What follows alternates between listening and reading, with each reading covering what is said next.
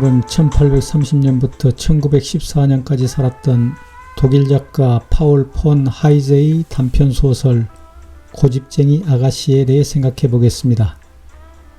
작가는 1910년 노벨문학상을 수상했습니다.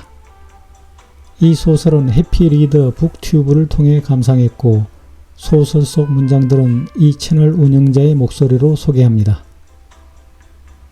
지중해의 조그마한 섬에 사는 아가씨 라우라는 독신으로 살겠다고 고집을 부립니다. 그녀의 태도를 문제 삼자 그녀가 신부에게 이렇게 고백합니다. 신부님, 저는 남편 같은 건 필요하지 않아요. 그녀는 가라앉은 목소리로 무척 완강하게 말했다. 신부님은 저의 아버지가 어떤 사람인지 모르십니다. 너의 아버지는 내가 10살 때 돌아가신 걸로 아는데? 신부님은 아무것도 모르십니다. 엄마가 지금 그토록 아프신 게 모두 아버지 책임이라는 사실을 전혀 모르시니까요. 아버지가 엄마를 학대하고 때렸으니까요. 엄마는 아무 저항도 하지 않고 아버지 말에 다 따랐어요. 그래도 아버지는 무슨 핑계든지 대면서 엄마를 때렸어요. 그때마다 제 가슴은 터질 것 같이 아팠다고요. 그런 학대가 반복되었기 때문에 아버지가 돌아가신 지 오래됐지만 엄마는 아직 건강을 회복하지 못하셨어요. 라우라는 이렇게 말하며 전신을 바르르 떨었다. 이제 아시겠어요, 신부님? 그런 남자에게 예속되지 않기 위해서 처녀로 늙기로 작정했어요. 저는 만일 어떤 남자가 저를 때리거나 하더라도 막아낼 수 있어요. 마을의 청년들은 그녀를 좋아합니다. 특히 뱃사공 안토니오가 그녀에게 기울이는 관심과 친절과 배려는 각별하지만 그 어떤 남자의 사랑도 받아들이지 않기로 마음먹은 라우라의 고집을 꺾지 못합니다. 어느 날 그녀가 이웃섬에 일 보러 갔다가 돌아오는 길에 단둘이 탔던 나룻배에서 안토니오가 굶주리고 있는 라우라에게 과일을 주지만 그녀는 매정하게 거절합니다. 게다가 그녀는 안토니오를 모른다고까지 말합니다. 지금도 라우라는 안토니오를 모른다고 우기고 있다. 조금 전까지 온화하던 안토니오의 얼굴에 그림자가 드리워졌다. 라우라는 안토니오의 감정 따위는 아무것도 모르는 듯 태어난 얼굴을 한 채 몸을 굽히고 손가락으로 물결을 어루만지고 있었다. 안토니오는 더 이상 참을 수가 없었다. 그는 갑자기 소렌토를 향해 저어나가던 노를 손에서 놓아버렸다. 배는 바다 한가운데 멈춰섰다. 그러나 라우라는 무서워하는 기색 하나 없이 그를 돌아보았다. 그때였다. 안토니오가 마치 억눌린 것을 토해내듯이 말하였다. 끝장을 내야겠어. 나를 모른다고 했지?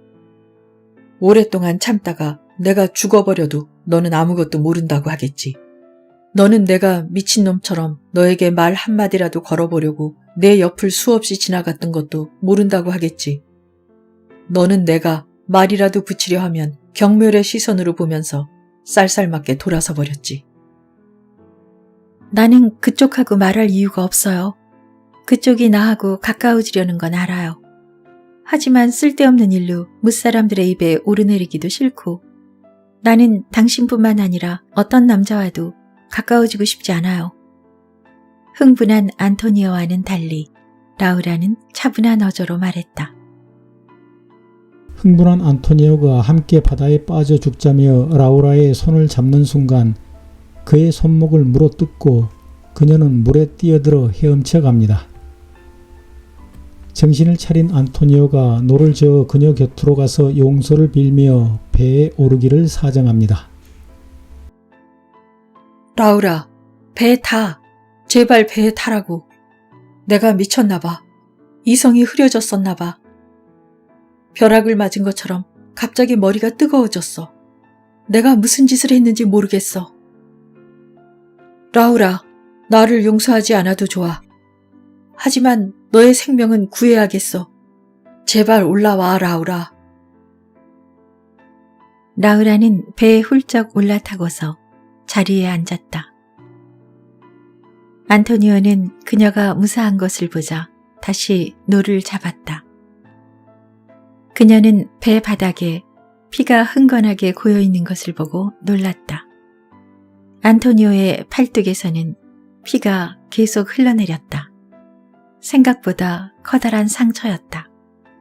그녀는 아무렇지도 않은 듯 노를 잡고 있는 안토니오를 힐끗 쳐다보았다. 라우라는 안토니오에게 보자기를 건네주었다. 안토니오는 그것을 받지 않고 머리를 흔들었다. 그리고는 계속해서 노를 저어갔다. 마침내 라우라가 일어나 그에게로 다가갔다. 그리고 상처를 보자기로 묶어주었다. 그런 다음 그녀는 그의 손에서 노 하나를 뺏어들고 그와 마주 앉았다. 그러나 안토니오는 라우라를 쳐다보지도 않고 핏빛으로 물든 노를 뚫어지게 쳐다보며 힘차게 물살을 헤치고 배를 저었다. 두 사람은 창백한 얼굴로 말이 없었다. 부두에 도착한 그들은 각자 헤어져 집으로 돌아갑니다. 안토니오가 그녀를 단념하기로 마음먹고 상처 부위를 찬물로 씻고 있는데 라우라가 그의 집으로 찾아옵니다. 그가 다시 팔을 찬물에 식히려고 일어났을 때 문 밖에서 인기척이 들렸다. 문을 연 안토니오의 두 눈이 놀라움으로 커졌다. 라우라가 문 앞에 우뚝 서 있었던 것이다. 그녀는 아무 말 없이 안으로 들어서더니 조그만 바구니를 책상 위에 올려놓고 깊은 한숨을 내쉬었다. 지혈에 도움이 되는 약초를 캐러 산에 갔다 왔어요. 라우라는 바구니 뚜껑을 열었다. 공연한 수고를 했어. 벌써 다 나았어. 뭐 도진다 해도 그건 마땅한 거야. 뭐하러 왔어? 누가 보기라도 하면 쓸데없는 일로 무사람들의 입에 오르내리면 어쩌려고 그래. 당신이야말로 쓸데없는 소리 하지 말고 팔이나 좀 봐요. 약초를 붙여줄게요. 이래가지고는 일주일 동안 바다에 나갈 수 없어요. 내일이면 다 나을 텐데 무슨 걱정이야? 라우라는 찬물을 담은 대야를 가져와서 상처를 씻어주었다.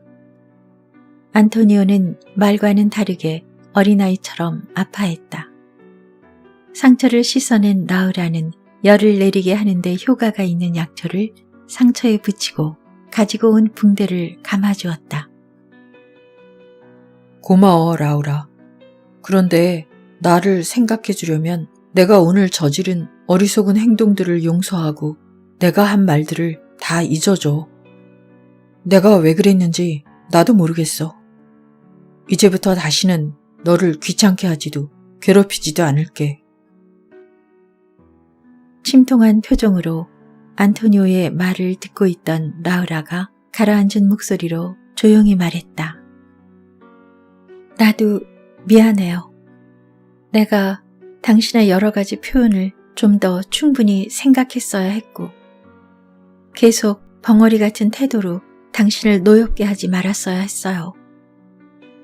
그리고 오늘 이 상처까지. 당연했지 뭐.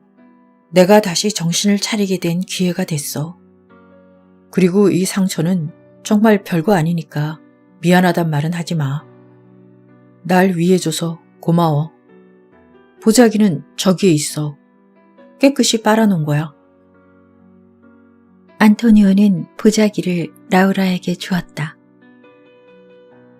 나중에 서로 만나게 되면 나를 쳐다도 보지 마. 너한테 한 나쁜 행동들이 생각날지도 모르니까. 그럼 잘 가, 라우라. 이걸로 우리 마지막이 되자. 그리고 고개를 들어 그녀의 얼굴을 보았을 때 그는 깜짝 놀랐다. 그녀의 양볼에 굵은 눈물이 흐르고 있었던 것이다.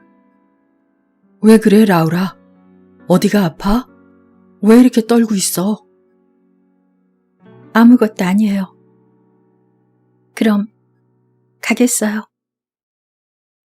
라우라는 문 쪽으로 비틀거리며 걸어갔다. 그녀는 울음을 억제하지 못하고 기둥에 이마를 대고 큰 소리로 몹시 흐느껴 울었다. 당황한 안토니오가 그녀의 팔을 붙잡자 라우라는 갑자기 몸을 돌이켜 그의 목을 끌어안았다. 견딜 수가 없어요. 라우라는 이렇게 외치면서 마치 죽어가는 사람이 생명의 미련을 갖듯이 안토니오를 꼭 끌어안았다. 이렇게 양심의 가책을 느끼는데 당신이 하는 부드러운 말이 다 무슨 소용이에요? 왜 날 원망하거나 비난하지 않는 거죠? 이렇게 나쁜 짓을 했는데 그 후에도 날 사랑하는 게 사실이라면 나는 견딜 수가 없어요. 라우라는 다시 격렬하게 흐느꼈다. 안토니오는 가슴에 벅차오르는 환희를 느끼며 그녀를 깊이 껴안고 있었다. 내가 아직도 널 사랑하고 있느냐고? 무슨 소리야, 라우라. 내 심장에 피가 솟아서 너의 가슴 속으로 들어가려는 듯이 내 가슴이 이렇게 뛰는 걸 모르겠어? 날 동정해서 그런 얘기를 한다면 그만둬. 그러면 나도 잊으려고 노력할 테니까. 내가 너 때문에 괴로워한다고 해서 나한테 무슨 죄나 진 것 같이 생각하지 말라고. 그게 아니에요, 안토니오. 라우라는 이렇게 말하고 그의 어깨에 매달려 눈물 젖은 눈으로 그의 얼굴을 뚫어지게 쳐다보았다. 나는 당신을 사랑해요. 이렇게 말하는 게 두려워서 지금까지 참아왔어요. 그렇지만 오늘 마음을 달리 먹었어요. 내 사랑을 의심하나요? 그럼 당신에게 키스를 하겠어요. 나는 남편으로 맞이하려는 남자 외에는 키스하지 않아요. 라우라는 안토니오에게 입 맞추고 나서 그의 집을 호련히 떠났다. 안토니오는 뜨거운 가슴으로 밤새도록 창가에 앉아 쏟아져 내릴 듯한 별들을 바라보았다. 마침내 그토록 바라왔던 찬란한 빛이 그의 삶 속으로 찾아온 것이다. 나는 당당한 처녀 라우라가 마음에 듭니다. 그리고 두 청춘이 가정을 이루어 내내 건강하고 행복하길 빕니다. 설마 그럴 리는 없겠지만 만약 안토니오가 라우라의 아버지처럼 아내를 폭행한다면 당당한 라우라는 바보 같은 그녀의 어머니처럼 고분고분하지 않을 것이고 학대하는 남편의 목덜미를 물어 뜯어버린 후 즉시 헤어질 것이라고 믿습니다.